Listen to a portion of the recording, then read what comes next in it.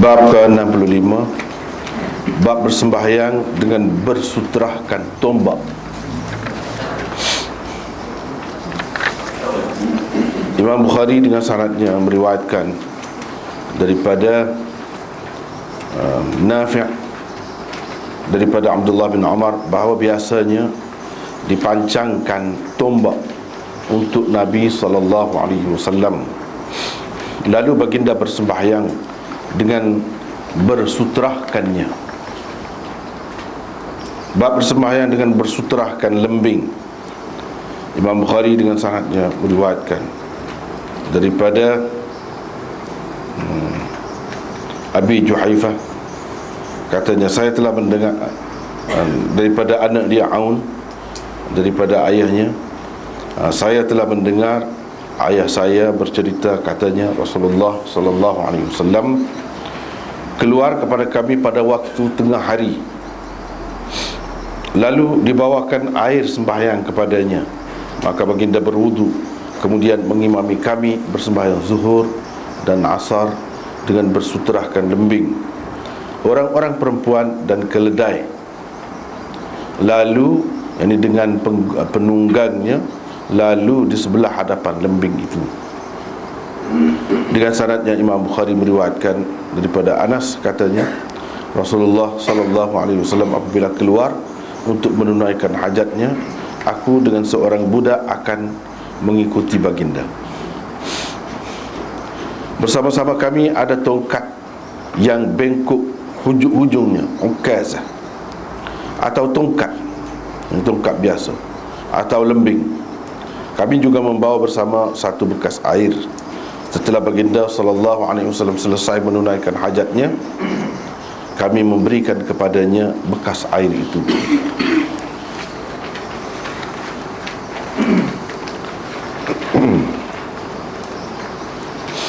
Babus salah ilal harbah.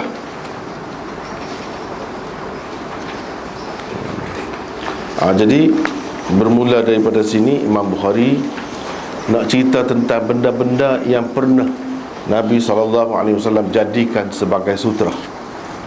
Boleh dijadikan sebagai sutra untuk kita,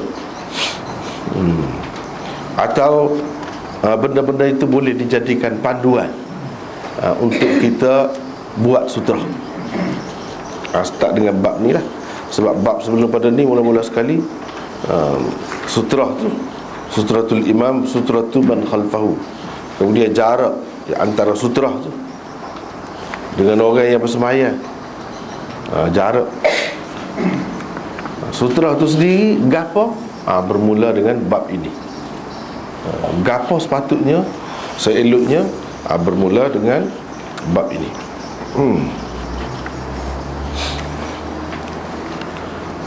Sebab apa Imam Bukhari pilih ni? Sebab di dalam hadis ada sebut. Padahal kita kata lembing tu anazah, ni harbah, lebih kurang dekat. Tapi dekat pun sebab ada dalam hadis. Dan sikit sebanyak ada perbezaan dia. Sikit sebanyak ada perbezaan dia. Begitulah seterusnya dia akan bincangkan. Misalnya sutrah tiang, jadikan tiang sebagai sutrahnya binatang dan sebagainya. Apa tujuan Imam Bukhari buat tajuk ni? Ada beberapa pendapat tentangnya. Antaranya boleh tengok bawah tu, nota 796. Boleh dikatakan kebanyakan pensyarah Sahih Bukhari berpendapat Bukhari mengadakan bab ini dengan maksud memberitahu tentang benda-benda yang selalu atau pernah dijadikan oleh Rasulullah sallallahu alaihi wasallam sebagai sutra ketika bersembahyang. Itu yang pertama. Jadi dia buat tajuk-tajuk yang berbeza-beza, as-salat ilal harbah, as-salat ilal anazah. Nak cerita benda-benda ni selalu, sama ada selalu ataupun pernah dijadikan oleh Rasulullah sebagai sutra ketika beliau bersembahyang. Itu pendapat yang pertama. Nak ayat tu.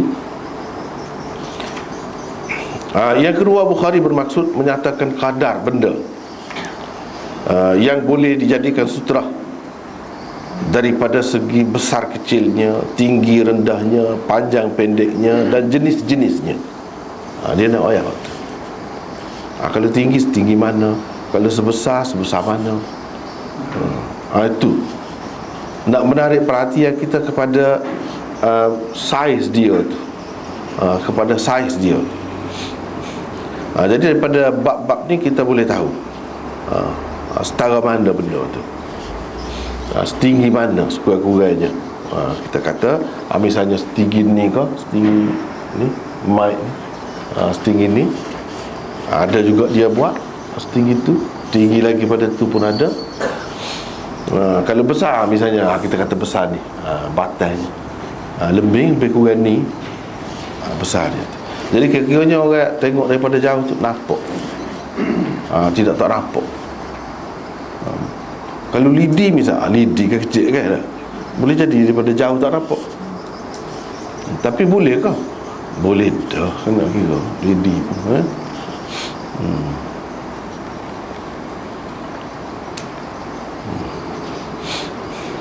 Jadi sebaik-baiknya ialah yang nampak dengan mudah, dengan senang, jelas nampak.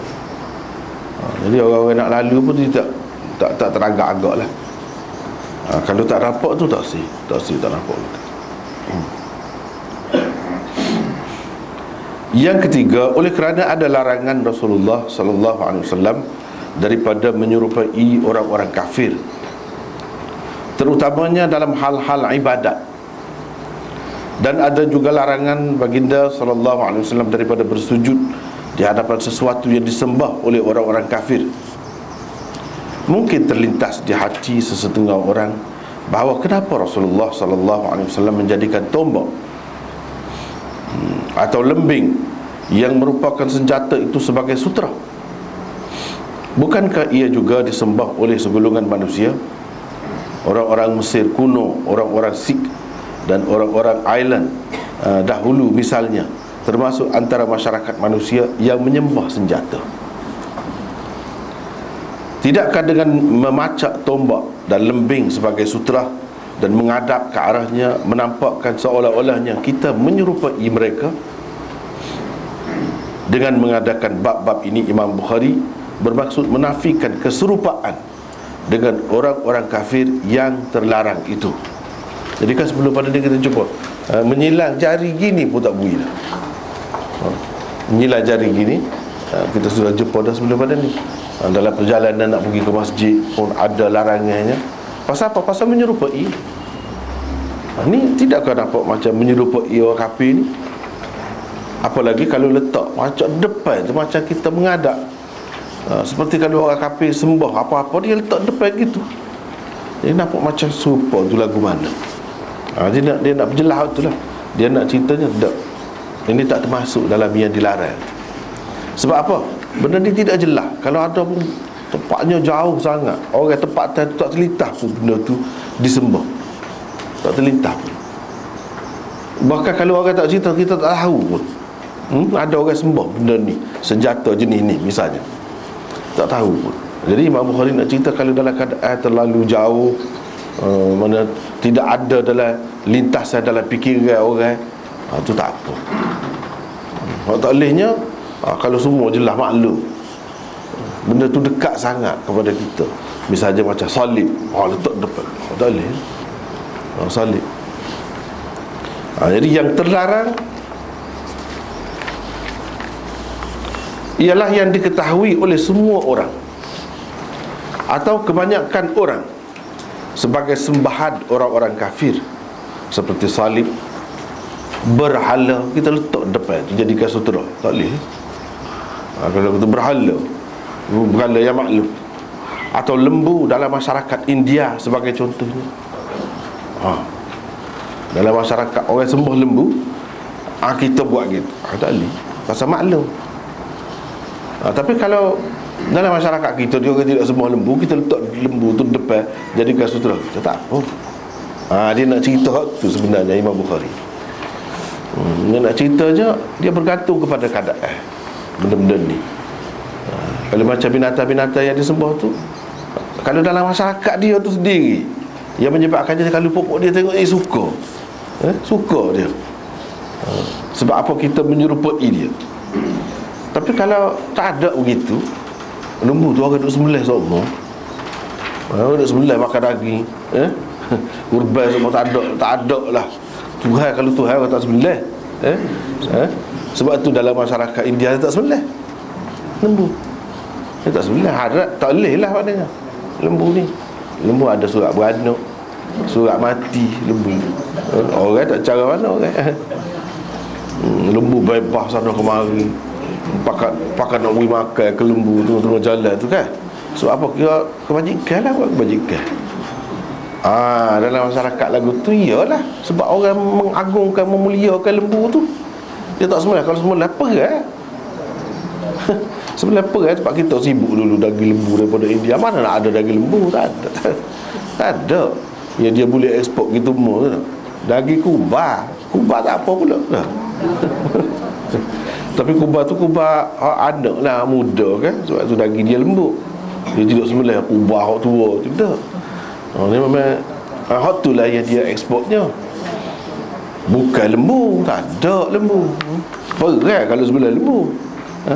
Dalam masyarakat lagu tu memang tak boleh. Jadikan lembu sebagai sutera. Jadi Imam Bukhari nak ceritanya, dia bergantung kepada keadaan benda-benda gini. Kalau keadaan satu tempat tu ketara sangat, tak boleh. Sebab pada hakikatnya kita bukan sembah benda-benda tu, kita jadikan dia tu sebagai tanda untuk orang lain. Tanda untuk orang lain maklum bahawa kita ni duduk tengah semaya. Sebab apa setengah-setengah mazhab tu, misalnya mazhab Malik, kita kata dia tak ada pun ketika berdiri ni dakap kiam begini, di sini kau atas ni kau mana-mana, tak ada. Dia pakai betul gitu. Tu macam orang caca biasa. Tangan dia betul gitu. Jadi mana orang nak tahu dia duduk semaya ke tidak? Jadi zahir sekali tengok tu tak nampak dia semaya. Lagilah perlu benda tak disuturah tu, lagilah perlu.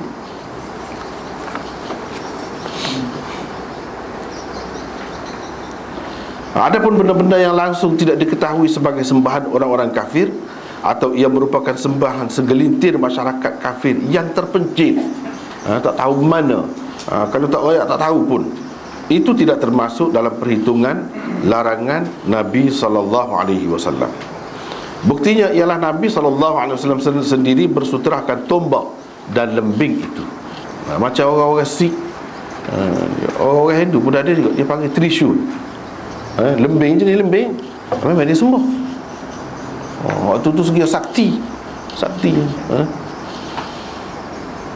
Hak tu tak boleh lah. Tak boleh. Tapi tak boleh pun di tempat tu, di tempat orang dia ada, tempat tak ada gapo, orang kita tak cerita gapo, tak ada gapo. Dia ada jenis lembing 3 mata dia. Itu dia panggil Trishul. Hak tu sakti lah tu, memang disembah.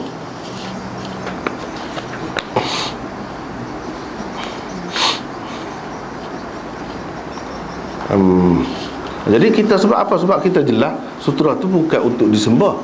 Sutra adalah tanda untuk orang lain dan untuk kita sendiri, memusatkan perhatian kita kepada sembahyang supaya tidak bercelaru fikiran. Itu je. Tak ada masalah sembah gapo tu. Tapi kalau duduk dalam masyarakat kafir yang menyembah benda tu, dia suka, ini nampak serupa.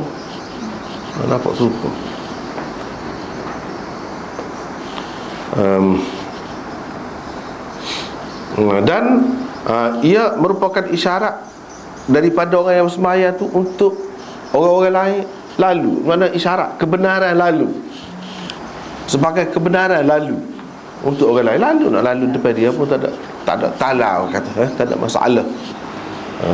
Kalau di atas daripada sutra tu, ini maklum dia sembahyang seorang ke, dia tu imam ke, tak kira, boleh berlaku. Demikianlah kesimpulan pendapat Maulana Rashid Ahmad Al-Ganguhi, Syekhul Hadith Maulana Muhammad Zakaria, ayanda beliau Maulana Muhammad Yahya, dan guru penulis Maulana Mufti Wali Hasan Khan tentang maksud Bukhari mengadakan bab ini dan bab selepasnya. Syekh Zakaria berkata, taujih inilah yang paling sesuai dengan kedudukan dan kehebatan Imam Bukhari. Dia kata ni hak nombor 3 ni, hak ni hak paling kita kata bernasabah lah dengan Imam Bukhari. Sebab Imam Bukhari ni dia jauh pergi, dia jauh pergi. Bukan semata-mata nak ayat apa ni, benda tu boleh dijadikan sutra saja. Tidak. Dia nak ayat benda-benda yang boleh mengelirukan, nampak menyerupai orang kafir. Di tempat-tempat lain memang maklum dilarang kita menyerupai mereka. Jadi di sini adakah termasuk dalam hak tu? Dilarang juga. Hak ni lebih sesuai. Jadi boleh dikatakan dalam kitab-kitab mereka ni ada sebut hak ni dia terpilih, tapi dia tidak menafikan juga hak lain. Kalau kita pakai belakang pun boleh, tidak salah. Pakai belakang. Jadi ada beberapa maksud lah. Maksudnya Imam Bukhari buat tajuk ni tidak kata atas seni dah. Yang keempat, Bukhari bermaksud menyatakan bahawa tidak ada ketentuan sebenarnya tentang besar, kecil atau panjang, pendek dan rupa bentuk sesuatu yang hendak dijadikan sebagai sutra itu. Sebab itulah beliau mengemukakan babus salah ilal harbah ni, dan selepasnya babus salah ilal anazah, dan seterusnya bab-bab yang lain yang jelas menunjukkan sutra itu tidak ada ketetapan tentang saiz dan rupa bentuknya, tak ada. Kalau kita perhati Nabi buat ni, nampak tak ada ketetapan, boleh berlaku. Kalau jenis lembik, hak besar pun tak apa, hak panjang pun tak apa, hak pendek pun tak apa, katil pun tak apa. Katil tu dekat kaki katil tu tak apa, tengah pun tak apa juga. Maknanya tidak rapat ke lantai, ke tanah ni tak apa juga. Misalnya pagar tu bahagian tengah pagar, kita mengadap, boleh. Tidak kata mesti kena tiai. Ada tiai masjid pun ada juga. Binatang kau duduk depan tu, unta misalnya duduk depan, jadikan sutra, ada juga. Jadi boleh berlaku, boleh berlaku asalkan ada, naknya ada. Jadi hak tu ada tu benda lagu mana? Benda bergerak kau tak boleh bergerak kau. Jadi daripada contoh-contoh dia buat tu, benda hidup kau, boleh. Bukan orang, kalau orang duduk depan tu, dia orang tu duduk, dia menghadap kiblat, kita boleh jadikan dia sutra. Kita sembahyang belakang dia tu sutra, boleh. Tidak nanti binatang, orang boleh. Binatang, kalau binatang nak jadikan sutra tu kok mana? Kok lentang kau, kok panjang kau, kita boleh tahu lentang. Lentang gini, dia duduk gini, bukan dia duduk kita menghadap punggung dia kau, dah, atau kita menghadap ke muka dia kau, tidak. Sebab dia mungkin lari ke apa kan. Kalau dia duduk gitu, unta ni kalau dia duduk tu agak tenang lah, dia duduk tu, tak apa. Begitu juga kalau kereta kita kata, van kau kita letak depan tu, jadi kita duduk sama tengah tu, kalau nak kira tidak rapat ke tanah, ya rapat je tayar dia tu, tak apa, duduk situ tak apa. Dia serupa dengan katil tu kan tak rapat tengah. Nabi SAW pernah duduk tengah. Dia tidak duduk kat kaki katil, dah duduk tengah. Bermakna kalau kita jadikan kereta sebagai sutra, kita duduk di bahagian tengah dia. Van kau, tak. Jadi itu dia nak ceritanya. Tiar kau, boleh juga.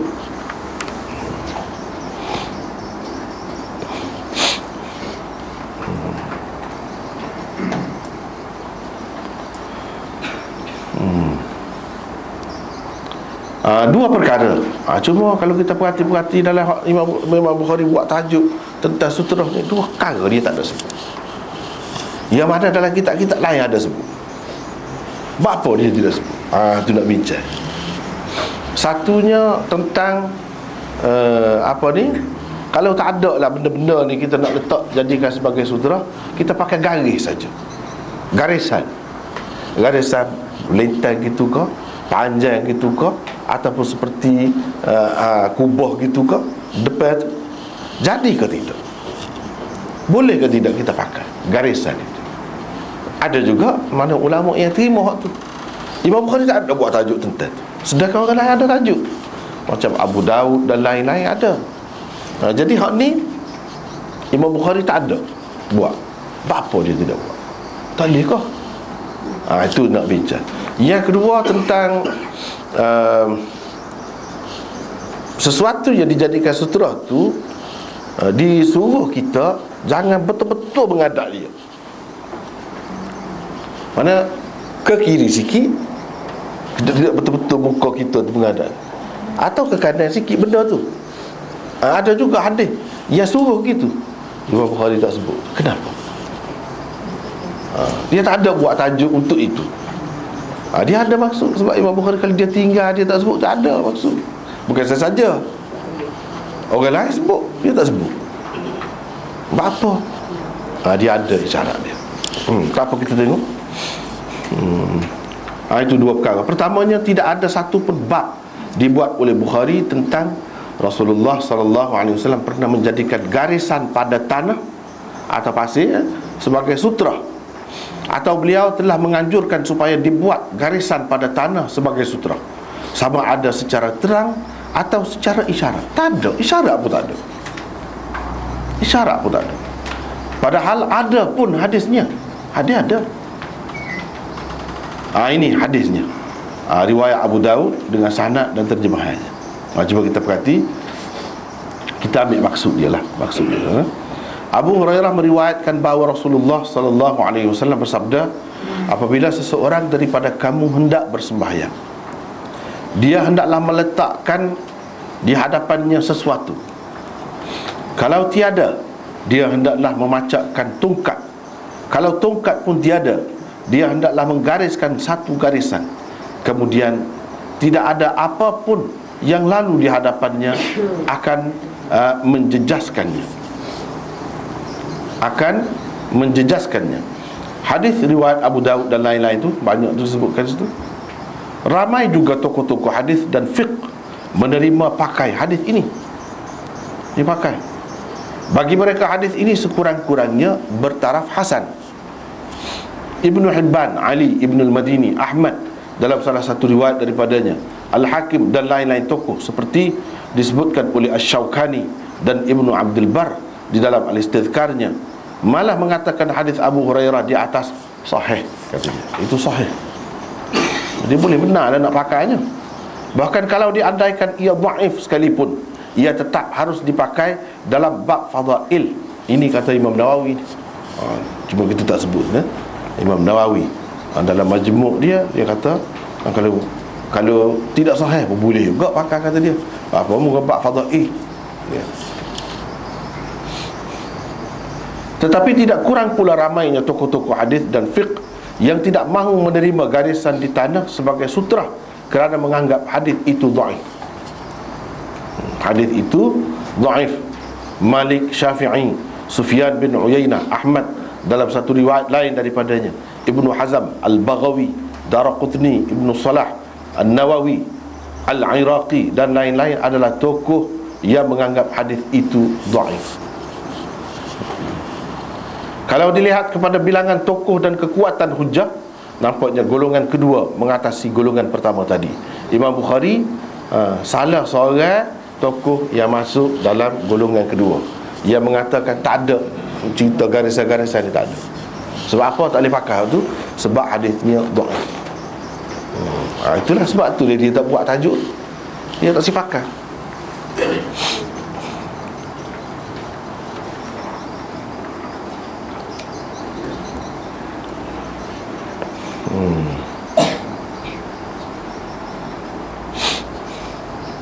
Jadi kita tengok di sini kan, orang ni kata hasan, orang ni kata dhaif, orang ni kata sahih atas satu hadis. Macam mana boleh berlaku gitu? Dia masalah menghukum hadis ni dhaif ke, hasan ke, sahih ke. Sering kali juga berlaku beza tu, kerana perbezaan ijtihad dalam bab tu. Ijtihad dalam bab kedudukan hadis tu setara mana, dia boleh beza. Sebab tu kita kata ni orang dia kata sahih tu, apa pula orang dia nak kata dhaif? Dia tak boleh kata gitu. Tak boleh kata gitu. Dia boleh berbeza. Seperti mana dalam bab lain, dalam bab fiqh lain boleh berbeza. Ni pun begitu juga. Cumanya bagi kita hak mengaji hadis ni, kita tengok hak mana lebih kuat, hak mana lebih kuat, hak mana lebih tepat dengan kaedah. Ada juga orang yang walaupun tidak berapa tepat dengan kaedah, tidak berapa kuat, tetapi dia nak pakai hak tu juga. Sebab dia ambil kira sudut-sudut lain. Sudut-sudut lain. Jadi misalnya hak ni hak ni satunya bagi orang yang tak terima, dia kata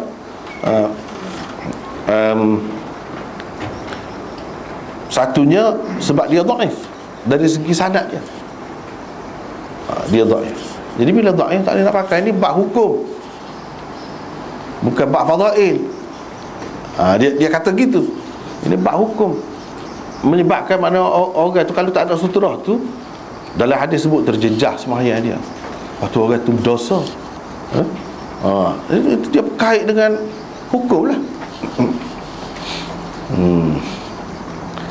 Lepas tu dari segi nazar dia panggil, dari segi nazar, dari segi logiknya, apa tak boleh pakai tu. Siapa dia nak nampak kita garis tu kalau dia pada jauh. Misalnya orang mari dalam keadaan berlari, dia tak ada nak perhati benda-benda gitu. Jadi tak nampak sebab tak ada maksud. Tak ada maksud. Maksud dia nak suruh orang tu waspada. Orang nampak. Jadi bila ada sutra tu, senanglah nak lalu. Ni dia jadi dia tertegak. Ini semaya dia ada sutra, kalau tidak kena gitar pula tu. Jadi susah. Tak ada maksud hak asal tu. Jadi itu antara benda yang dia taksir tu. Sebab taksir tu. Ada pun kalau benda ni ada macam ni, macam bekas bunga ni ada, nampak. Kalau ada sejadah, tak apa, ada sejadah tu orang buat ke dia sejadah.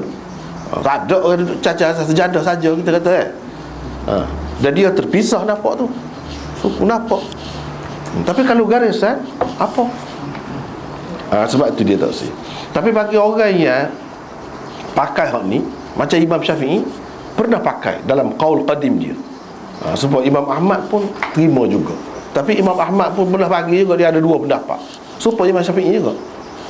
Imam Syafi'i dalam qaul jadid tak sih pakai. Hak pakai dalam mazhab Syafi'i ini qaul qadim. Jadi dia kata boleh lah, kerana dari segi sanad tu tak apa. Sebab tu dia kata kalau tidak tinggi pun dia hasan boleh pakai dah. Satu.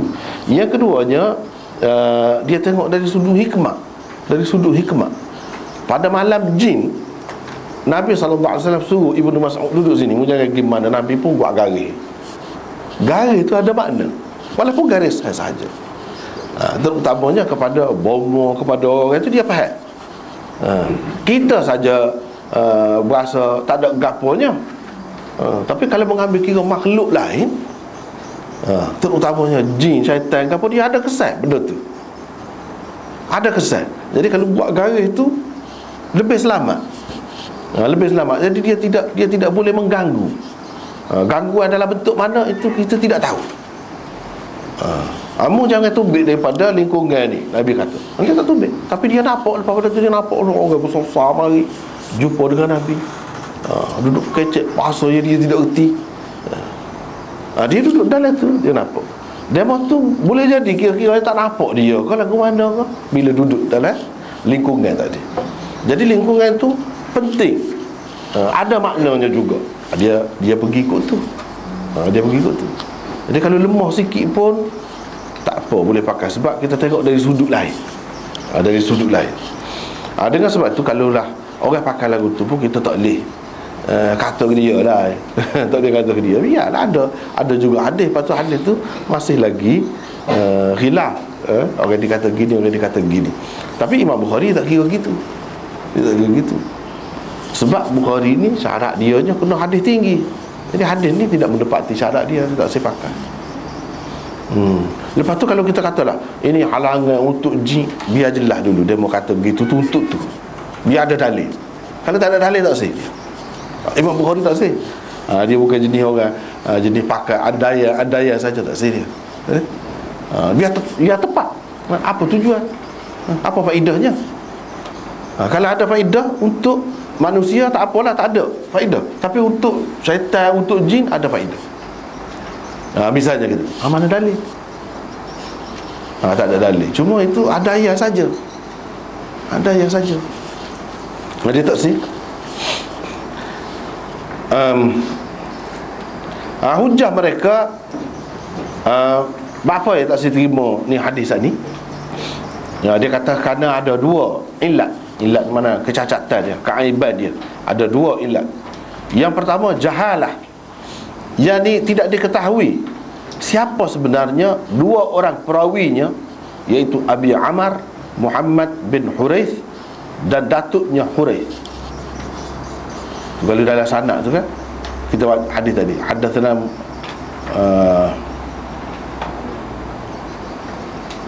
tu Musannad qala hadatsana Bishr bin al-Mufaddal qala hadatsana Isma'il bin Umayyah qala hadatsana Abu Amar ibn Muhammad ibn Hurayth. Hatu Abu Amar bin Muhammad bin Hurayth. Abu Amar tu tidak diketahui siapa dia.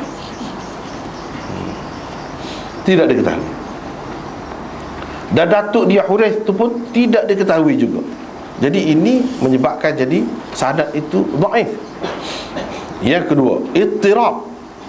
Ittirab maksudnya keadaan tidak ketentuan, tak tetap, yang sangat kuat dalam isnad. Sekali gini, tak tetap.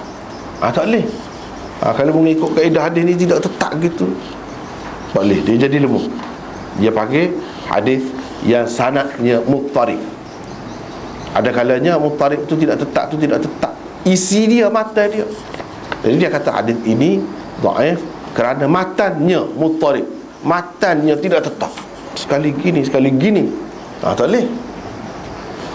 Ada juga beza tu tak apa, dia ada sifat-sifat orang tidak tetap, maksud tidak tetap tu lagu mana yang menyebabkan jadi hadis itu muttarib, lemah tu. Kerana itulah mereka mengatakan ia dhaif. Walaupun Hafiz Ibn Hajar mengatakan di dalam Bulughul Maramnya bahawa tidak benar orang yang mendakwa hadis ini muttarib. Hafiz Ibn Hajar kata tak betul orang kata hadis ini muttarib. Ia bahkan hadis hasan, kata dia. Kata Hafiz Ibn Hajar dalam Bulughul Maram. Bulughul Maram ni ngaji tempat kita ni kan, banyak juga tersebar ngaji sana sini. Terdahulu Ibnu Salah telah mengemukakan hadis ini sebagai salah satu contoh hadis muttarib. Ibnu Salah ni tok guru Imam Nawawi, dia memang salah seorang pakar lah hadis ni. Dia tulis muqaddimah, sebab Ibnu Khaldun tulis muqaddimah tentang sejarah, tentang ilmu masyarakat. Ibnu Salah ni dia tulis muqaddimah tentang ilmu hadis. Orang panggil muqaddimah Ibnu Salah. So dalam muqaddimah tu Ibnu Salah bincang dah, dia mari salah satu contoh hadis muttarib ni. Jadi Hafiz Ibn Hajar kata tidak benar orang kata hadis muttarib, dia isyarat kepada Ibnu Salah. Kalau dia kritik Ibnu Salah lah, Ibnu Salah kata gitu tak betul. Jadi boleh jadi orang yang dia maksudkan itu Ibnu Salah dan orang seumpamanya lah. Kalau diandaikan ia tidak muttarib sekalipun, tidaklah ia terlepas dari kedhaifan. Kalau kita kata Hafiz Ibn Hajar kritik atas poin hadis ini muttarib, dia kata tidak muttarib, maknanya kita kata terlepaslah ilat tu, terlepaslah kecacatan. Tapi dia ada lagi kecacatan, iaitu jahalah perawi tu.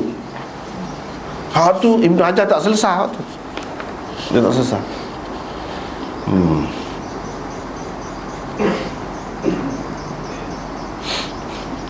Hafiz Ibn Hajar semacam terlupa apa yang disebutnya sendiri di dalam kitab-kitabnya yang lain. Dia terlupa.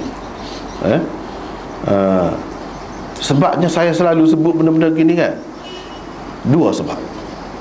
Bukan nak royak kelemahan dia, kekurangan dia, nak cari salah dia, tidak maksud tu. Tetapi dua sebab. Yang pertama, kerana setengah-setengah orang tu kata dia tidak sedar kadang-kadang apabila dia akak seseorang tu ke tinggi sangat, macam tak ada kurang. Dia nampak kurang hanya pada orang lain. Orang lain kurang lah. Orang ni itu kesilapan kita, orang-orang kemudian. Dia kalau orang semasa dia tak ada baik. Hak mati dah tu barulah dia kena. Ataupun setengah-setengah orang ni semua tak ada baik dia, tak baik saja, tak saya terima. Ada juga lagu tu. Macam Hafiz Ibn Hajar ni boleh dikatakan terimalah, memang dia ni bisa benar lah, macam tak ada salah. Kita nak ayat pun bisa setara mana pun dia ada salah. Jangan kita terlalu jadi kalau dia kata tu tak mau tamak, tak boleh kita kena utamakan dia, tinggal orang lain. Tak boleh gitu. Tak boleh gitu. Sebab apa? Sebab kita kata gitu berdasarkan hak dia sendiri juga. Hak dia sendiri juga. Jadi supaya orang ni jadi sederhana. Jadi sederhana. Dan ingat semua tokoh-tokoh yang hebat-hebat tu, dia ada benda-benda gini. Kadang-kadang dia macam terlupa, dia sendiri kata. Orang yang banyak dia tak ingat, dia tidak baca semula dah dia tulis tu. Main banyak tak baca. Misalnya salah satu contohnya ni. Salah satu contoh, dia kata saat ni hasan. Dia kata mana sekurang-kurangnya hasan, dia terima tak? Di dalam Tahdzibut Tahdzib, beliau menukilkan kenyataan Imam Tahawi bahawa ini Hafiz bin Hajar, Tahdzibut Tahdzib ni 12 jilid. Dia cerita pasal perawi hadis saja. Hafiz bin Hajar memang dia orang hebat. Lepas tu kalau sekali dengan apa ni, indeks dia tu banyak lagi lah, sampai 15 jilid, setengah-setengah nuskah tu. Dia kata dalam tu, dia ambil Imam Tahawi kata Abu Amar bin Muhammad bin Hurayth dan datuknya Hurayth adalah dua orang perawi majhul. Tidak diketahui mereka ada meriwayatkan hadis selain hadis garisan sutra. Dia ni dua beranak ni hanya hadis ni dia riwayat. Hak lain tak ada jumpa dia ada meriwayatkan hadis. Itu dia petik Imam Tahawi kata.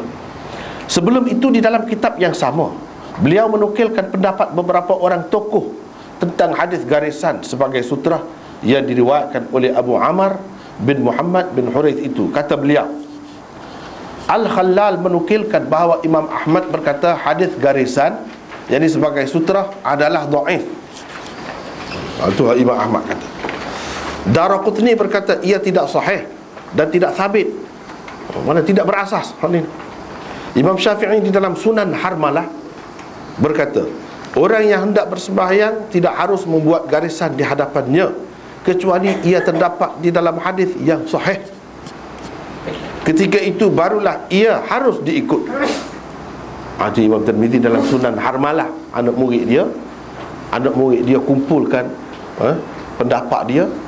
Lepas tu kitab tu jadi masyhur dengan nama anak murid dia, Sunan Harmalah tu. Hakikat je Imam Syafi'i juga, tetapi dia lebih terkenal dengan Sunan Harmalah.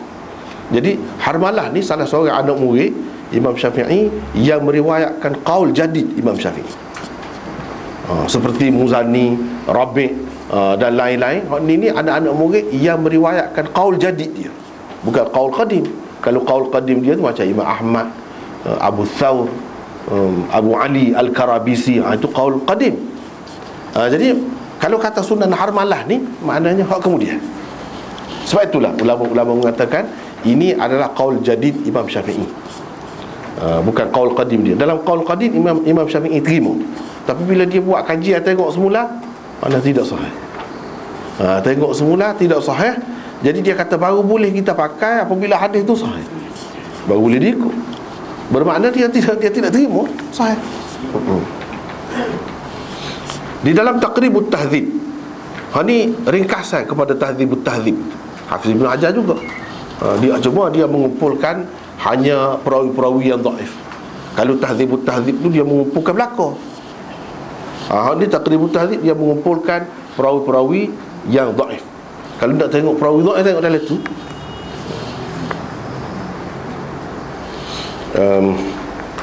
Dan Lisanul Mizan juga Hafiz Ibn Hajar mengatakan Abu Amar bin Muhammad bin Hurayth dan datuknya Hurayth majhul. Dia kata Lisanul Mizan itu, kalau orang ada Mizanul I'tidal, dia banyak lagi hak tertinggal. Hafiz Zahabi tertinggal dalam itu, dia tidak sebut perawi-perawi yang lemah. Hafiz Ibn Hajar mari kemudian dia tambah, jadilah Lisanul Mizan. Itu Dan itu pun kitab tentang perawi dhaif juga. Adalah kitab tu beberapa tempat lah dia kata majhul. Imam Zahabi juga mengatakan begitu. Jadi bagaimana hadis yang diriwayatkannya akan menjadi hasan? Ni tak akan jadi hasan. Sebab itu kita jadi macam terlupa. Inilah benda tempat-tempat. Sebab itulah Maulana Tamanna Imadi di Pakistan, dia kata kalau saya nak tulis lah kesilapan Hafiz Ibn Hajar berdasarkan kitab dia sendiri, saya boleh tulis sebutir kitab besar, kata dia. Ni antara tempat-tempat yang bermasalah lah. Dia tidak serupa dengan what dia kata di tempat lain. Tiba-tiba dia hukum hadis ini hasan dalam Bulughul Maram, padahal tak boleh hasan kalau dah majhul. Kalau ada perawi majhul tak boleh hasan. Kecuali kita kata Hafiz Ibn Hajar ni dia sependapat dengan Imam Tirmizi, jadi dia pakai istilah Imam Tirmizi, hasan Imam Tirmizi tu. Kecuali kalau kita kata gitu. Tapi yang jelasnya dia tidak pakai, dia serupa orang lain juga. Dia serupa orang lain juga. Dia tidak pakai istilah Hasan Tirmizi tu. Jadi kalau dia pakai istilah serupa orang lain juga, tak boleh lah, dia tak boleh kata hasan. Gitu. Berdasarkan kenyataan dia sendiri tentang perawi itu dalam kitab-kitab lain. Jadi kalau orang baca Bulughul Maram saja dia kata hasan, Hafiz Ibn Hajar kata hasan, tak boleh. Kena teliti. Banyak lagi kitab-kitab dia.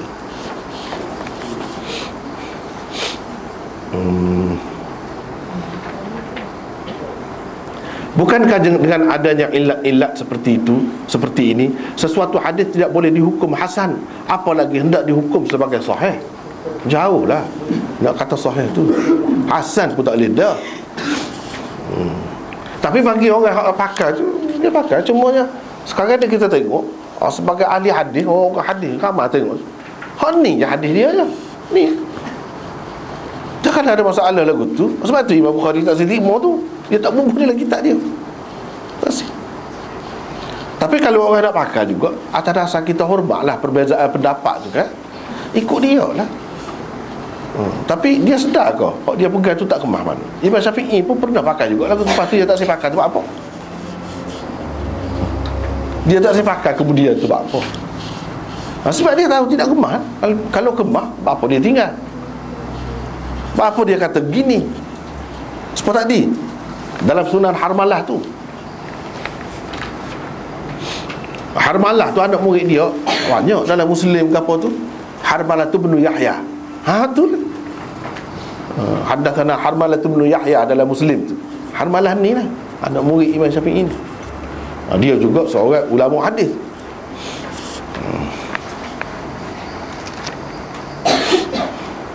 Oleh itu benarlah tindakan Malik dan Al-Laits yang mengatakan hadis tentang garisan sebagai sutrah itu tidak berasas sama sekali. Tak ada asas, kata dia. Jadi kita tak boleh nak pakai lah, tak boleh nak pakai. Lepas tu dah tak boleh nak pakai, nak buat mana? Jadi kalau tak ada nombor satu, tak payah buat garis lah, mayat sajalah. Gitu. Tanpa sutra, tanpa sutra, tak apa. Gitu. Tak payah buat garis. Tetapi ramai ulama-ulama yang terima di mana-mana pun ada garisan, bahkan dalam fiqh Syafi'i diterima, walaupun ada khilaf lah. Tapi kalau mengikut qaul jadid Syafi'i, tak sah. Walau bagaimanapun dalam fiqh Syafi'i ada terbagi kepada dua. Ulama-ulama kemudian ulama-ulama hadis di India pun, misalnya Anwar Shah Kashmiri, dia terima. Orang hebat-hebat lah terima. Tetapi kita rasa tak berapa tepat tu. Cuma iyalah kalau nak pakai lah. Setara tu lah nak pakai. Kalau nak kira dari segi kemah, tak kemah. Kita sekarang ni nak kira hak kemah. Sebab kita biasa dah makan kan, tak sedap macam nak sedap lah. Gitu. Apa salahnya? Kita habis PT juga. Ya tak iya apa kalau kita beli kan? PT habis juga, kena bayar juga. Kalau kita pilih hak sedap, lagi molek kan kita kata dah. Ya tak, ya pun kita nak ABBT juga. Kita pakai awak sedap apa? Kita ada cita rasa, kita selera kita. Kalau kita pergi cari awak sedap kan, bagus. Jadi bagi saya ni tak kuat lah. Tak kuat. Sebab kata tadi, tapi benda ni benda masih ada lagi ni, ada beza pendapat lah. Tapi kalau nak kira dari segi kekuatan, tak ada. Sampai Imam Bukhari isyarat pun tak. Jadi sebut ni sebagai perbincangan lah. Sebab bila kita bincang Bukhari, hak dia tak sebut pun kena bincang. Apa dia tak sebut? Sedangkan dalam hadis lain ada, dalam Abu Daud, dalam Gapo ada. Apa dia tak sebut? Hak dia tak sebut tu pun ada maksud. Misalnya dia tak sebut kalau menyentuh kemaluan batal air sembahyang, dia tak ada sebut. Sebab bagi dia tak batal. Dia tak sebut. Bagi dia tak batal. Kalau seseorang tu ada air sembahyang, sentuh kemaluan dengan sengaja sekalipun, tak batal. Syafi'i pun dia kata batal-batal kalau sentuh kot ni. Kalau kot ni tak batal. Kalau kot ni tak batal. Kalau sentuh dengan kuku tak batal. Sentuh dengan kuku tak batal. Lepas tu kita kata kuku biasa mana? Tak lah, tak percaya lah kalau kuku panjang kita. Kalau sentuh dengan kuku tak batal. Hak batal ni kalau ni kot ni. Kalau gini tak batal. Syafi'i pun ni.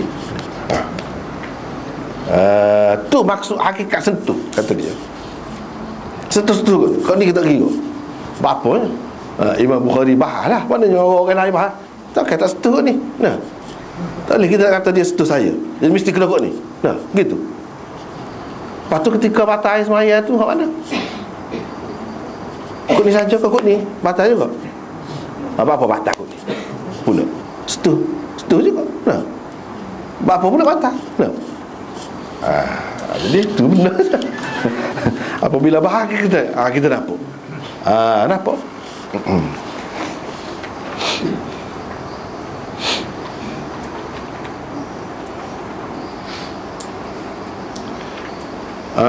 Demikian juga tepat sekali sikap Bukhari yang langsung tidak memberi ruang kepada hadis-hadis seperti itu di dalam kitab sahihnya. Di dalam sahihnya dia tak ada beri ruang. Seperkara lagi perlu dijelaskan di sini, iaitu tidak benar kata-kata sesetengah ulama bahawa kalau diandaikan hadis ini dhaif sekalipun, ia tetap harus dipakai dalam bab fadail. Ini kata-kata Imam Nawawi sebenarnya. Dia kata tak boleh pakai, tak? Boleh pakai. Sebab apa bab fadail? Sebabnya ialah ini perkara ini tidak termasuk dalam bab fadail. Jadi kita kena tahu bab fadail ke tidak. Bab fadail ni kena tahu biar jelas. Setengah-setengah kata tak apa ni, muka bab fadail. Kalau kita baca malam nisfu, baca Yasin, apa ya? Muka bab fadail kan? Tak apa. Lepas tu kita minta gani lah. Setengah orang dia kata gitu. Setengah orang dia kata apa salah kalau telkin kita pergi baca kubur je tak? Muka dhaif dalam bab fadail tak apa. Silap silap dia bukan termasuk dalam bab fadail tu. Dia melarat ke lain lagi, bukan berhenti setakat fadail saja. Fadail ini lagu ni. Kalau orang tu nak menggalakkan orang tu ngapa Quran, royaklah. Ada dalam hadis sebut dia boleh menyelamatkan, dia boleh bagi syafaat kepada sekian-sekian ramai keluarga dia. Boleh kira kita kata hak tu menggalakkan orang. Tetapi kalau sampai ke peringkat akidah dia percaya gitu tak boleh. Sebab tu nak saya bakar hadis dhaif ni, dia kena molek sikit. Kena royak lalu, jangan percaya, jangan yakin. Cuma harap apa harap tu dah. Tak boleh. Sebab tu kata payah nak pakai hadis dhaif. Jadi bila kita percaya, dia masuk dalam akidah. Kita percaya malam tu Tuhan ubah nasib kita. Dan Tuhan boleh buat panjang umur, boleh murah rezeki, boleh gapo kan. Tu bab gapo tu? Ada lah. Akidah tu. Sebab kita percaya apa ni, kita pergi talqin dekat orang mati tu kan, kubur tu. Dalam hadis dia tu ayat malaikat tu kata tak payah kita tanyalah, orang ni sudah diajar dah ni. Lepas tu demo 2 orang tu berangkat tangan lagi. Lari. Adakah setara tu ya malaikat ni? Jadi nampak malaikat tu, gambaran tu tak cerdik malaikat ni. Tak boleh lagu tu. Rosak akidah tu. Dia berkait dengan akidah juga. Dia bukan semata-mata pergi kelebihan. Apa kelebihan? Kelebihan apa? Kita percaya bahawa apabila dia ajar, dia akan boleh jawab. Itu bab percaya orang tu, akidah orang tu, kau panggil tu. Tak boleh. Supaya juga orang ni. Dia kata bab fadal. Tak kena. Cuba kita tengok. Ia termasuk bukan bab hukum. Ia termasuk bab hukum sebenarnya. Bukankah perintah Rasulullah sallallahu alaihi wasallam supaya membuat garisan sebagai sutra ketika tidak ada sesuatu yang lain yang dapat dijadikan sutra boleh memberi arti wajib? Perintah Rasulullah memberi arti wajib asalnya. Jika tidak ada qarinah, kalau tidak ada petunjuk yang mengalihkan dia tu daripada makna wajib kepada makna sunat ke atau harus ke, asal perintah tu makna wajib. Daripada memberi arti itu, Imam Syafi'i dalam qaul qadimnya menerima garisan sebagai sutra, tetapi setelah jelas kepada beliau kedhaifan hadis garisan sebagai sutra itu, beliau meninggalkannya dan mempopularkan pula qaul jadidnya. Qaul jadidnya dia pergi Mesir. Dia pergi Mesir, kitab ke apa tu mewakili qaul jadid. Qaul jadid. Sunan Harmalah ke apa tu mewakili qaul jadid. Sebab waktu semua tu di Mesir, bukan semasa dia di Baghdad.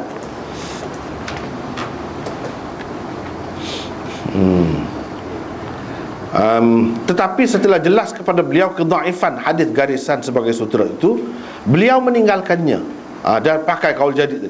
Kata-kata Syafi'i yang tersebut di dalam Sunan Harmalah itu merupakan qaul jadid beliau dalam masalah ini. Kalau Syafi'i menganggap ini soal fadail, kenapa beliau tidak terus berpegang dengan hadis Abu Hurairah itu? Kalau fadail, pakai sajalah apa-apanya.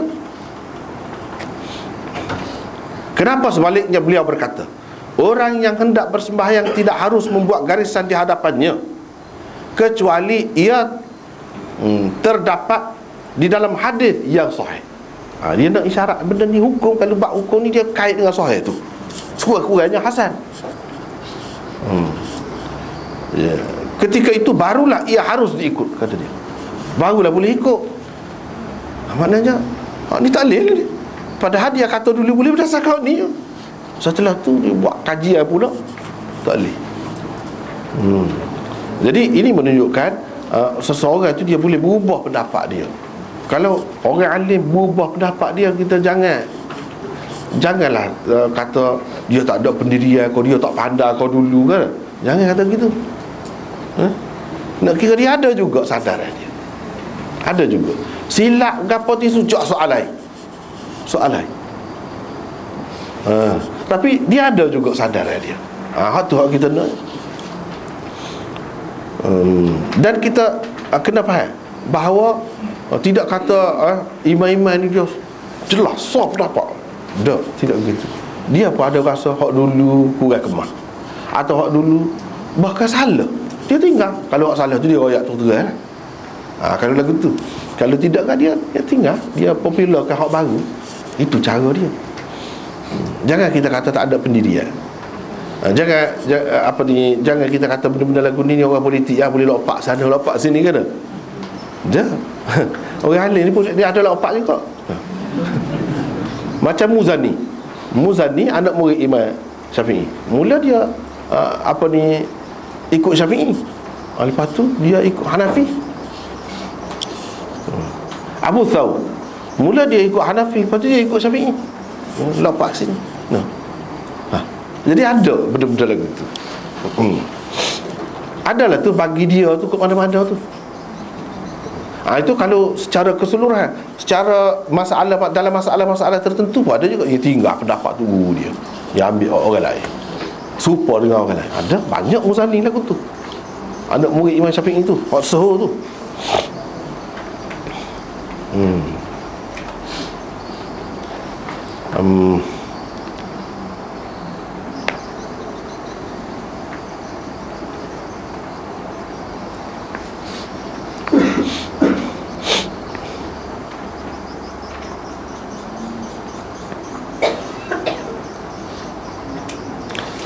Banyaklah, bukan seorang, bukan orang dulu, kemudian pun lagu tu juga.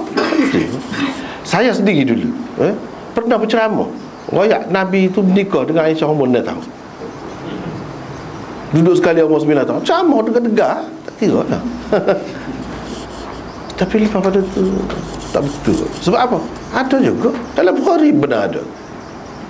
Ya, kita pendapat gitu dulu tak ada, bukan tak ada.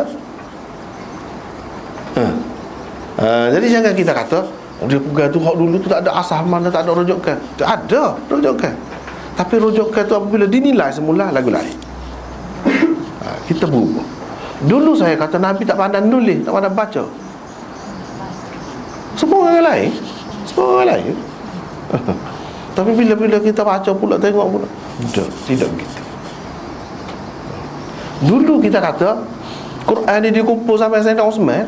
Sebelum pada tu tak ada Quran dalam bentuk buku. Memang ada dalam kita ada. Jadi kalau nak kata salah, salah kita, salah lah orang lain tu. Mana juga. Bukan kita saja jatuh paritnya. Habis direct jujuk jatuh parit. Tapi bila dinilai semula tidak gitu. Jadi kalau hak mana-mana dengar dulu tu, itu hak dulu. Hak dulu ada jadi beza, dia kata dia dapat gitu. Ya betul dulu. Lepas tu dia tak ada dalil ke? Pegang lagi ada. Lepas tu apa yang tinggal dalil tu? Dia nilai semula. Imam Syafi'i dulu kata air musta'mal boleh guna pula. Ambil air semaya. Supaya Imam Malik tu guru dia. Sebab dia kira anzalna minas sama'i ma'an tahura. Tahur itu sehingga mubalaghah makna banyak kali boleh menyucikan. Dia pegang tu bukan sekali. Makna kalau kita ambil air semaya kan, kita tak ada dari satu bekah. Lepas tu kita nak ambil air semaya mula air tu. Atau orang lain kau ambil air semaya, dia ambil, dia tak ada pula beberapa kali boleh. Tapi Imam Syafi'i itu qaul qadim dia. Qaul jadid dia kata tak boleh pula. Dia kata tak boleh. Air musta'mal tak boleh. Sebab apa? Dia kata kita tengok dalam hadis-hadis, tengok ketika tak ada air tu, ada air sikit, sahabat tidak buat lagu tu. Tak ada kata waktu ambil air semaya tu, tak ada waktu ambil. Bila ada, kata dia, dalam perjalanan kamu. Bahkan mereka tayamum. Bila tak ada air ataupun air sikit tak cukup lagu tu, tayamum. Sebab tu dia tinggal pendapat dia dulu. Itu tak patut dulu dia tak ada dalil. Ada tahur. Perkataan tahur dalam Quran, dia tidak kata mutahhirah dah. Tahura. Maknanya air tu beberapa kali, banyak kali. Sebab dia sirah mubalaghah, boleh menyucikan. Walaupun dia tinggal tu, Imam Malik tak tinggal, pakar lagi masa balik lagu tu. Hujah dia hak dulu tu, orang lain pakar balik-balik. Pakar ni orang mazhab Malik tu pakar. Cuma Imam Syafi'i dia kata tu tak kuat. Sebab apa? Dia tengok sahabat-sahabat tak ada buat gitu. Ketika aku suntukkan air tu, tak ada kata orang ni ambil air semaya, tak ada. Kalau boleh lagu tu, tak ada lah tayamum, tak boleh lagi lah tayamum. Dah air tu boleh guna lagi berapa kali. Dia tak ada kata dia satu contoh yang menunjukkan sahabat buat lagu tu. Ini menunjukkan bila tak ada air kena tayamum. Jadi tahurah tu maksud dia tu lagu lain, bukan maksud beberapa kali guna gitu. Tidak. Nak ayatnya suci benar lah. Suci benar. Air tu daripada langit tu suci benar. Tidak suci sikit-sikit, tidak. Mungkin air dalam payah, air dalam gotu-gotu ni ada bau juga. Ni tak ada bau, tak ada apa, bersih. Itu mungkin maksud kot lain lah. Tidak pergi kepada untuk beberapa kali guna air. Banyak benar hak lagu ni. Banyak benar.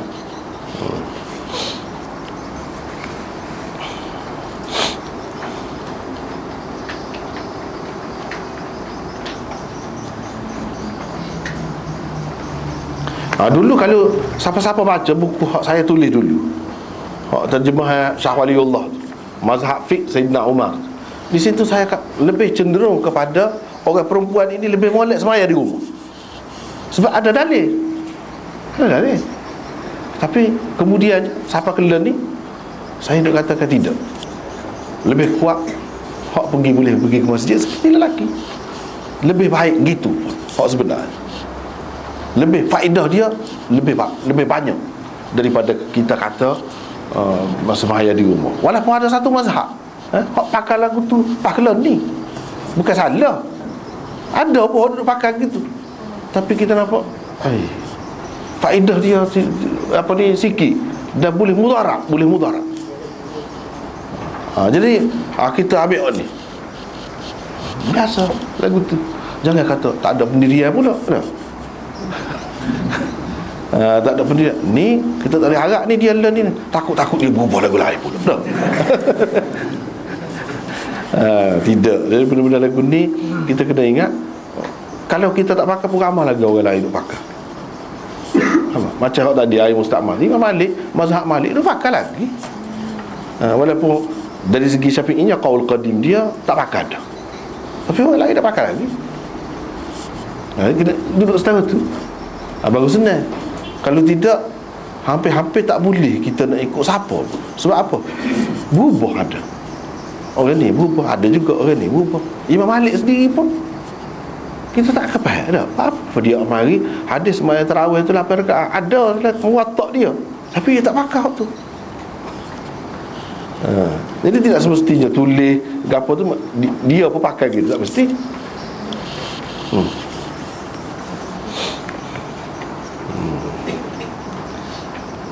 Habislah sudah. Keduanya, masalah keduanya, iaitu Imam Bukhari juga tidak menyebut langsung sama ada secara terang atau secara isyarat tentang kedudukan sutrah yang diletakkan di hadapan orang yang bersembahyang. Jadi adakah dia tu kena, boleh kita letak betul-betul depan muka kita ni ketika kita sembahyang, atau kena serong sikit ke kiri kau sikit, ke kanan kau sikit? Sebab tu kita tengok kalau orang sembahyang di masjid mana-mana kan, kadang-kadang dia duduk alik tiar tu dia tidak betul-betul menghadap. Bapa dia ada asas, tapi Imam Bukhari tak sebut tu. Bapa ada hadis. Ini hadis dia. Haddathana Ali ibn Ayyash qala haddathana Abu Ubaidah al-Walid ibn Kamil min ahli Hims al-Bajali qala haddathana al-Muhallab ibn Hujr al-Bahrani an Dhuba'ah binti al-Miqdad ibn al-Aswad an abiha annahu qala ma ra'aytu Rasulullah sallallahu alaihi wasallam صلى إلى عمود ولا عود ولا شجرة إلا جعله على حاجبه الأيمن والأيسر ولا يصمد له صمدا. Maksud dianya bermaksud Dhuba'ah binti al-Miqdad bin al-Aswad meriwayatkan daripada ayahnya, kata ayahnya, tidak pernah kulihat Rasulullah sallallahu alaihi wasallam bersembahyang dengan bersutrahkan tiang, kayu atau pokok, melainkan beliau akan berada di sebelah kanannya sedikit atau di sebelah kirinya sedikit. Beliau tidak berdiri betul-betul setentang dengannya. Itu katanya. Ini hadis riwayat Ahmad dan Abu Dawud. Hadis ini tentu sekali disedari kewujudannya. Takkan Imam Bukhari tak tahu hadis ni. Tu guru dia sendiri meriwayatkan hadis ni, Imam Ahmad. Di zaman dia tu kitab Imam Ahmad ada dah. Ada dah.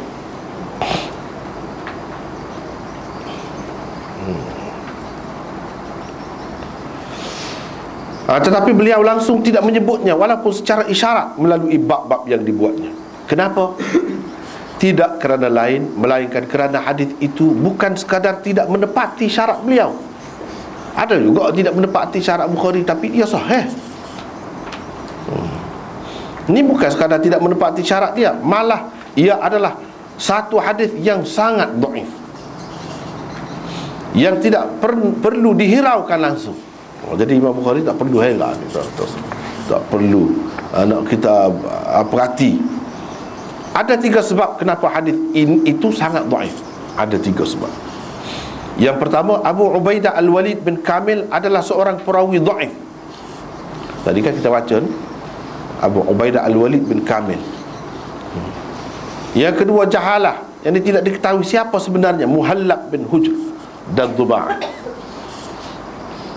Yang ketiga ittirab, yang keadaan tidak ketentuan isnad dan matanya. Bukan sanad dia saja tak tentu, tak tetapnya, isi dia juga tidak tetap hadis ni.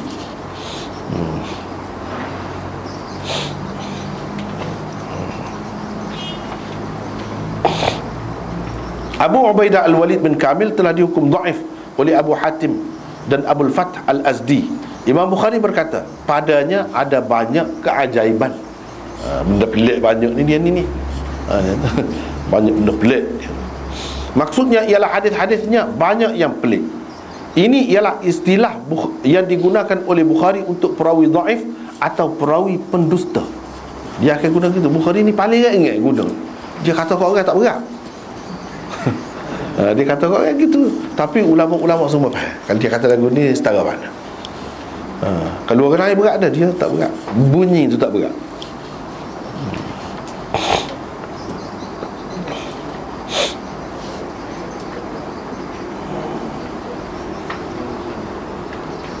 Sebab apa Imam Bukhari ni terkenal salah satu sifat dia macam orang tahu dalam sejarah-sejarah pun sebut, dia ada kata, dia kata dia rasalah Tuhan tidak akan tanya dia dia ni deki kau orang, kata kau orang hudu. Kalau dia kata tu yalah lah, pasti sungguh. Jadi Tuhan tak akan kira dia, hisap dia dengan sebab tu.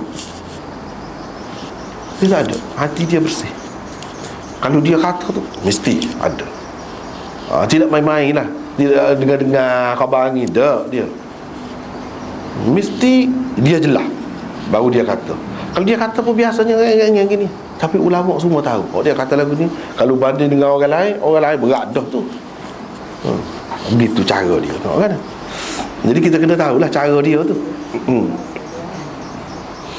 Hakim ngupak ke orang ke gitu gini, kata dia Tuhan tak akan kira dia, tak ada. Maknanya orang setara tu lah. Hafiz Ibn Hajar mengatakan ia perawi lemah. Berhubung dengan sebab kedua, Imam Zahabi dan Hafiz Ibn Hajar berkata Al-Muhallab seorang perawi majhul.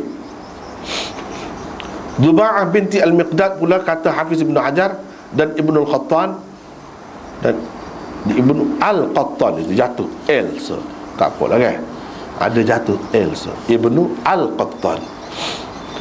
Dia perawi yang tidak dikenali. Duba'ah, kadang-kadang kita sebut Duba'ah, anak Miqdad tak tahu. Anak Miqdad bin Al-Aswad. Tapi ulama hadis kata tidak jelas. Tak jelas.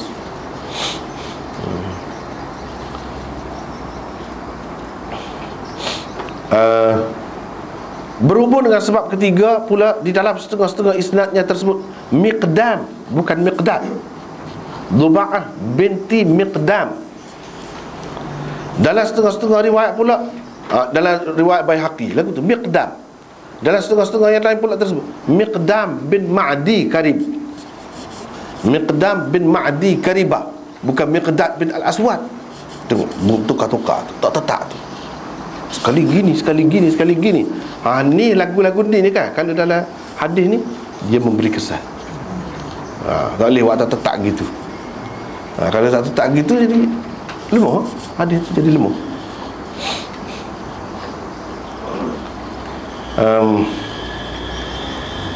Imam Ahmad juga meriwayatkan melalui saluran riwayat Baqiyah daripada Al-Walid bin Kamil. Hak ni kan, yang meriwayatkan daripada Al-Walid bin Kamil ni Ali bin Ayyash. Ada seorang lagi riwayat daripada Baqiyah, Al-Walid bin Kamil daripada Hujr atau Abil Hujr.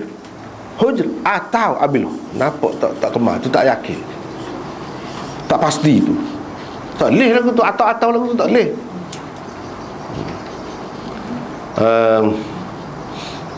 Atau Abil Hujr bin Muhallab Al-Bahrani. Katanya Duba'ah binti Miqdam bin Ma'di Karib, daripada ayahnya. Ini Miqdam pula dah, bukan Miqdad. Jadi setara mana tu kan, betapa tidak tetapnya isnad Ahmad ini. Bandinglah dengan isnad beliau yang dikemukakan di permulaan perbincangan tadi. Tu lagu lain. Ittirab pada matan dapat dilihat. Kalau tadi kalau pada sanad tak tetap tu. Kalau pada matan pula, misalnya riwayat Nasa'i melalui tariq Baqiyah daripada Al-Walid bin Kamil, daripada orang yang sama. Katanya Al-Muhallab bin Hujr Al-Bahrani meriwayatkan kepada kami daripada Dhuba'ah binti Miqdam bin Ma'di Karim, daripada ayahnya, bukan Miqdad. Katanya Rasulullah SAW bersabda, dia bersabda, apabila seseorang daripada kamu bersembahyang dengan menghadap kepada tiang, tonggak atau sesuatu yang lain, yakni sebagai sutra, maka benda-benda itu janganlah berada betul-betul di hadapannya. Dia hendaklah membiarkannya berada di sebelah kirinya. Hafiz Syamsuddin Ibn Al-Qayyim di dalam Tahdzib Sunan Abi Daud ketika membuat komentar terhadap hadis ini berkata, Ali bin Ayyash meriwayatkannya sebagai perbuatan Rasulullah sallallahu alaihi wasallam. Riwayat tadi yang kita sebut tadi, itu disebutkan sebagai perbuatan Rasulullah sallallahu alaihi wasallam. Baqiyah pula meriwayatkannya sebagai sabda baginda sallallahu alaihi wasallam. Jadi tak serupa. Orang sama cerita, tak serupa. Pada kedua-dua riwayat itu terdapat perbezaan yang ketara. Demikian juga komen Ibnul Qattan dan Az-Zailai. Daripada perbincangan ini dapat dilihat sebab kenapa Imam Bukhari tidak menerima hadis ini dan betapa telitinya beliau dalam menapis sesuatu hadis. Jadi kira-kiranya harap-harapnya pembaca sekalian dapat menduga sedikit sebanyak kepakaran dan kemahiran Imam Bukhari dalam ilmu hadis. Kita boleh tengok orang lain terima, dia tak terima lagi, payah dia nak terima. Payah. Dan dia, kalau dia tak terima, ada sebab, ada alasan dia yang kukuh. Dan Imam Bukhari sangat kuat berpegang dengan nak pakai hak sahih, hak sahih. Kalau nak makan hak sedap lah. Gitu. Nak makan hak sedap. Dia ajar kita gitu.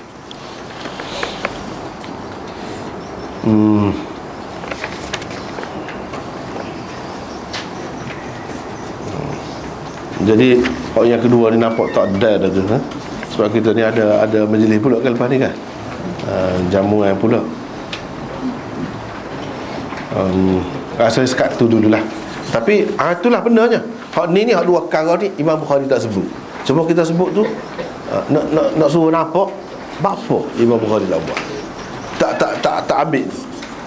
Jadi hak ni menunjukkan kepakaran dia, kemahiran dia. Orang lain terima, dia tak saya terima lagi sekarang. Dan dalam masalah ni hak dia tu, hak tepatnya. Patut tak boleh kalau kita sembahyang mana kalau tidak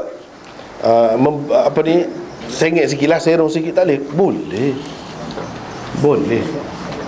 Saya sendiri bukan kata buat lagu tu, tapi kena tahu kena tahu bahawa hadis dia tu tidak sahih. Bukan kerana kita ikut tu, dah. Bukan kerana kita pegang ni saja. Kalau duduk betul tak ada satu, sebab kita bukan sembuh dia. Kalau dinding tu jadi sutera, serupa juga kalau nak kira sembuh kat depan dinding kita kata serupa. Jadi tak timbul masalah kalau kita duduk dekat pokok ke, kita sama betul dengan pokok. Tapi kalau kita nak ke kiri sikit, ke kanan sikit, tak apa, asalkan orang nampak daripada jauh, kita jadikan pokok ini sebagai sutera, sudah. Tak mesti betul-betul sama membetuli sutera itu. Serong sikit sebanyak tak apa. Dan kalau kita tak usah duduk betul, duduk sengit sikit pun, kita kena sedar bahawa hadis dia nya setara tu dhaif sangat. Tapi semaya kita tetap sah, itu jadi sutera kita juga. Mana sutera ni tidak semesti duduk sama betul, sengit sikit pun tak apa, kiri sikit, kanan sikit, tak apa. Itu benda hukum sutera ni. Jadi nampaknya setakat itulah dulu untuk hari ni, sebab kalau bicara lagi panjang pula tu. Wallahu a'lam.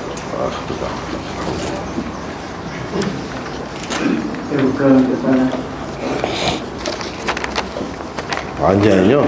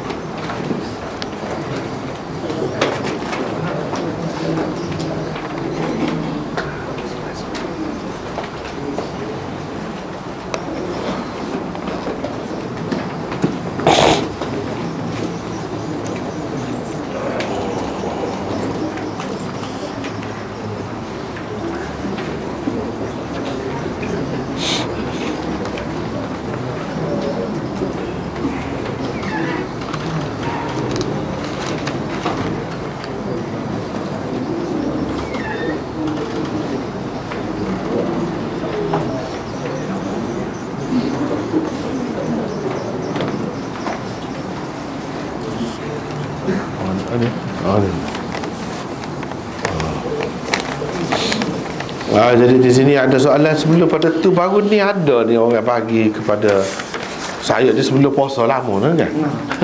Muka kita cuti panjang cuti seminggu kan. Ni apa maksud dia ni, saya tak faham. Jadi kalau hak berkenaan tu biar jelas lah kan.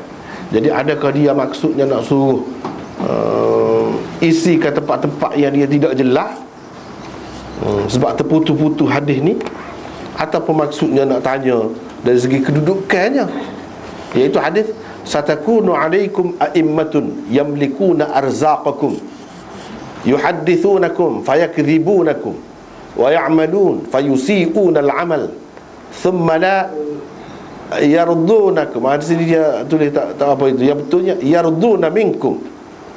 Jadi hak ni hak jatuhlah, tak tertulis di sini. Hatta tuhassinu qabihahum wa tusaddiqu kadhibahum fa'atuhumul haqq ma radu bi'ali. Siapa dia berkenaan? Apa maksud? Kata tak. Lari bagi tu ustaz tu tanya kesalahan dia, saya tahu. Oh, itu maksud. Jadi hak dia tulis ni ada terjatuh di beberapa tempat. Dia tak ingat masa dia tulis. Ya. Jadi terjatuh tadi seperti kita baca tadi lah. Fa idza tajawazu faqatiluhum. Jadi sini jatuh ni banyak. Faman qutila an dhalik, bukan an dhalik, ala dhalik fahuwa syahid. Rawahu at-Tabarani. Dan sulalah ni maksud dia nak pastikan sulalah dia macam mana. Jadi tak apalah. Jadi maksud hadis ni nya akan ada pemimpin yang memerintah kamu akan datang. Mereka punca pendapatan kamu dikuasai mereka di tangan mereka lah, kira-kira. Mereka bercakap dengan kamu, lepas tu berdusta, mana tak betul kecek. Dan mereka buat kerja tak betul, buat amal yang salah lah. Kemudian mereka tak puas hati dengan kamu selagi kamu tidak menganggap elok perkara yang tidak baik yang dilakukan oleh mereka, dan selagi kamu tidak membenarkan dusta mereka itu, kamu berilah hak mereka. Apa yang mereka senangi, apa yang mereka nak tu kamu bagilah. Tapi kalau mereka melampaui had, kamu tentanglah mereka. Sampai ke peringkat dia sebut qatiluhum, di mana lawan. Lawan, perang lawan sampai bunuh. Sesiapa yang terbunuh kerana maksud dia tu menentang tadi, dia mati syahid. Hadis riwayat Tabarani. Jadi kalau hak tadi, hak jatuh tadi kita sudah tambah dah. Kalau nak kira dari segi sahih atau tidak sahih, hadis ni tidak sahih. Itulah. Tidak sahih. Ada beberapa perawi dia yang majhul. Salah seorangnya yang dhaifnya iaitu Asim bin Ubaidillah. Dan Abi Sulalah As-Sulami atau Al-Aslami ni adalah seorang yang tidak disepakati tentang dia ni sahabat. Tak jelas dia ni sahabat, cuma dikatakan sahabat. Itulah berhubung dengan ni ya. Jadi maksudnya nak tanya waktu ya, tak apa. Ni ada beberapa soalan, 3 soalan ni dalam Sahih Muslim, hadis Huzaifah bin Al-Yaman. Jadi kita terjemahlah, yakunu ba'di a'immah la yahtaduna bihudaya wa la yastannuna bi sunnati. Akan ada pemimpin-pemimpin yang tidak mengikut petunjuk aku dan tidak mengikut sunnah aku. Dan akan ada di kalangan mereka itu orang-orang yang hati mereka adalah hati syaitan. Dalam tubuh manusia. Qala, kata perawi, qultu, saya kata, lagu mana, apa saya nak buat wahai Rasulullah kalau dalam keadaan itu keadaan itu saya hadapi. Nabi SAW kata, kalau mudah dengan keadaan itu, kamu dengar dan patuh juga kepada pemimpin itu. Walaupun dia pukul belakang kau, walaupun dia ambil harta kamu, kamu kena dengar dan patuh juga. Patuh juga. Jadi gapo dia kata. Berdasarkan hadis ini ada sesetengah golongan yang berpendapat bahawa wajib taat kepada pemerintah yang zalim walaupun dia memukul rakyat atau berbuat zalim. Adakah ini yang dimaksudkan dengan hadis ini? Apakah maksud sebenar hadis ini ataupun hadis ini tidak mahfuz? Tak mahfuz memang tu. Cuma nak ayatnya pemimpin itu sebagai bapa, ayah kita lah. Mana kalau takdirnya ayah kita tu ada hak jenis lagu tu, kita kena terima juga. Jangan gaduh nak memberontak, kita kata nak menentang. Sebab apa? Akibat dia tu boleh jadilah, boleh jadi baik, boleh jadi tidak baik, semakin teruk. Jadi Nabi SAW tak builah, kena berhati-hati dalam masalah ni. Itu maksud dia je. Jadi tak boleh mudah-mudah. Sebab takut-takut lagi teruk. Kadang-kadang semasa kita buat tu, kita tak serah gitu, tak bila berlaku kemudian tak terbaiki, tak boleh nak jaga kadang-kadangnya. Benda ni benda tak tahu belaka kan. Jadi kalau semata-mata gitu, mana kena sabar lagi. Dalam riwayat yang lain dia sebut, selagi kamu tidak disuruh buat benda mungkar, dan banyak lagi lain-lain, selagi dia tidak melakukan kekufuran yang terang-terangan. Kalau dia melakukan begitu, tak apalah, tak apalah. Dan tegur, kena tegur, tak hidup senyap. Jadi cara teguran tu macam-macam lah. Itu kita pilih lah mana yang paling selamat, yang tidak menumpahkan darah, yang tidak meninggalkan kesan yang teruk kepada kita. Kena pilih molek. Jangan main-main. Benda ni ada panduan juga. Jangan mudah-mudah. Itulah maksud dia nya. Yang kedua, apakah status hadis al-hikmah dhallatul mu'min aidama wajadaha fahuwa ahaqqu biha. Setengah tokoh atau pakar hadis mengatakan hadis ini dhaif. Jadi pendapat bagaimana? Pendapat saya sendiri bagaimana?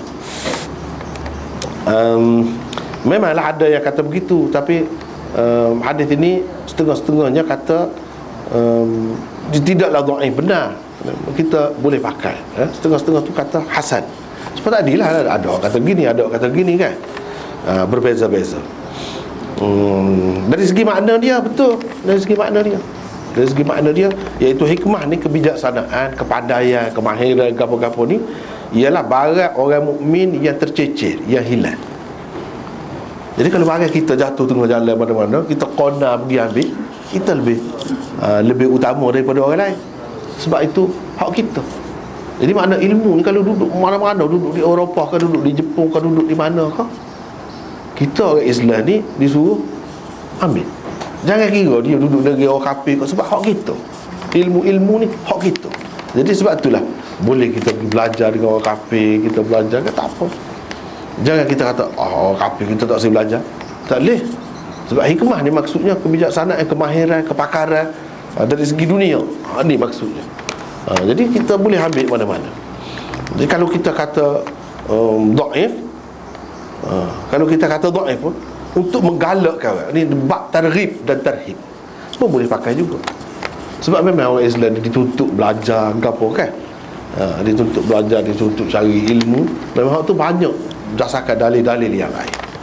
Jadi kalau kita kata dhaif pun untuk targhib boleh juga dipakai, sebab dia tidak dhaif sangat. Gitulah. Yang ketiga, sebagai penuntut hadis, adakah boleh kita menghukum hadis berdasarkan hukum yang ditetapkan oleh tokoh hadis yang mengatakan hadis itu dhaif atau sahih? Contoh, jika Syekh Albani mengatakan hadis itu sahih, maka kita hukumkan hadis itu sahih berdasarkan pendapat Syekh Al-Albani tadi.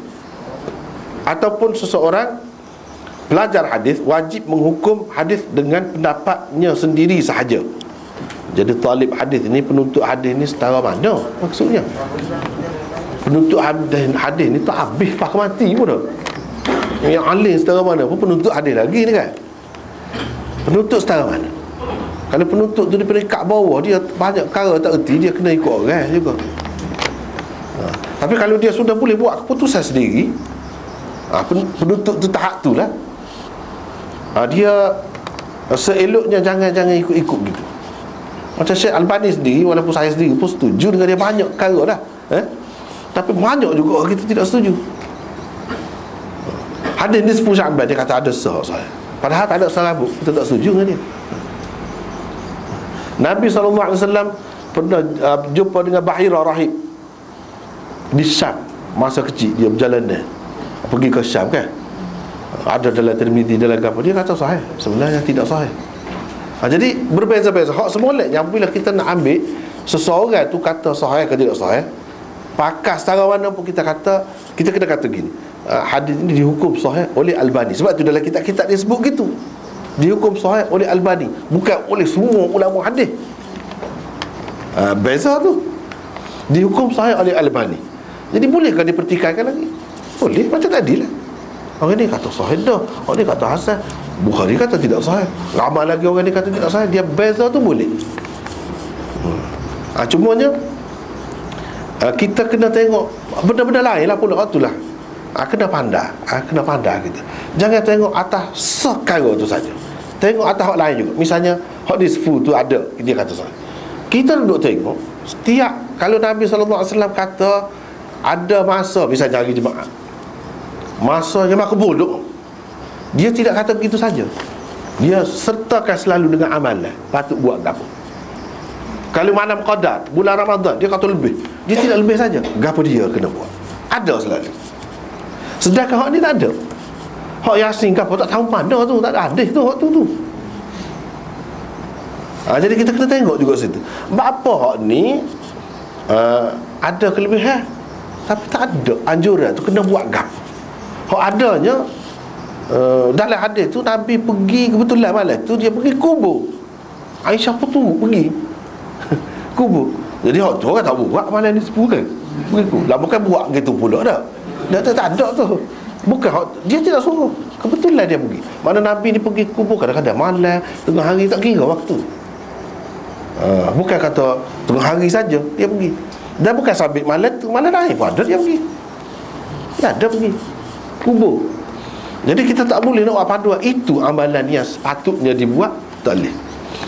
Selain daripada tu, kita tengok hadis-hadis ni kalau kita terima, dia akan jadi mengatasi malam qadar. Lepas tu dia bercanggah dari segi Quran tu, fiha yufraqu kullu amrin hakim. Inna anzalnahu fi lailatin mubarakatin. Lailatin mubarakatin itu kalau kita pakai nisbu seperti setengah-setengah ulama pakai, bermakna di situ berlaku tahrif, orang panggil tahrif maknawi. Lafaz Quran itu tidak kita selewengkan, tapi kita selewengkan makna dia. Selewengkan makna dia. Maksud inna anzalnahu itu padahalnya berapa banyak dalam Quran tempat-tempat lain dia berkait dengan turun Quran. Turun Quran ni Lailatul Qadri. Lailatul Qadri itu syahrul Ramadan alladhi unzila fihi al-Quran. Sesuai. Tapi kalau kita kaitkan dengan nisbah, tak ada kena-mengena. Tak ada kena-mengena. Jadi dari segi sebab tu kena tengok orang lain. Bila tengok orang lain, walaupun dia kata, itu tak ambil kira lagi dari segi bahasa nak sebenarnya. Kalau kita tengok dari sudut lain, nampak tak kuat tu, tak boleh pakai. Benda-benda gitulah. Jadi hak semoleknya bila kita nak ambil orang satu orang, kita kata orang ni kata sahih. Misalnya hak tadi Hafiz Ibn Hajar kata hasan dalam Bulughul Maram, tak apa, kita kata gitu. So orang lain kita baca lagi, kita tengok orang lain kata lagu lain, tak apa, tak salah dah kita. Jangan kita kata secara mutlak hadis ini sahih, sesoalnya semua orang kata sahih. Jangan gaduh. Sebab hak cermaknya gitulah, hak semoleknya. Jadi nak hukum sendiri tu biar pandai dululah. Biar pandai. Kalau tidak pandai, tak boleh gaduh-gaduh. Pasal kita tidak ahli. Tak tengok, misalnya tahu Albani dia tu pandai, tapi ada lagi orang komen, orang tak setuju dengan dia kan. Apa kalau kita setara mana? Gitulah. Takut-takutnya lebih teruk lagi daripada tu. Dia tu orang kata kalau silap gitu pun tidaklah itu mana kan. Dia tu takut kita ni teruk lagi, salah kesalahan kita. Takut gitu. Dari segi nak hukum sendiri tu, itulah hak moleknya, sepatutnya ngaji sampai ke mereka tu. Wallahu a'lam. Ada cara ini.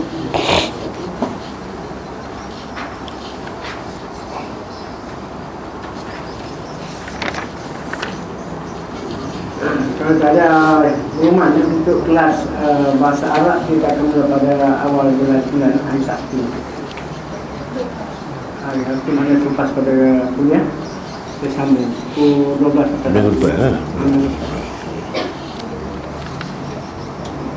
Dan juga sepanding jemput ke di luar sana, kita ambil